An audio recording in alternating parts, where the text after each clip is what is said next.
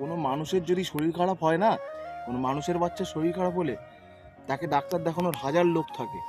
তো এই রাস্তাঘাটে এইসব অবলা প্রাণীদের কিছু হলে আমরা প্রায় দেখি রাস্তাঘাটে কত কুকুর অসুস্থ হয়ে শুয়ে আছে, পড়ে আছে, তাকে দেখার কিন্তু কোনো লোক থাকে না। থাকে কি? থাকে না। এই আমার কথাটা যেন সবাই শোনে আর সবাই বোঝে।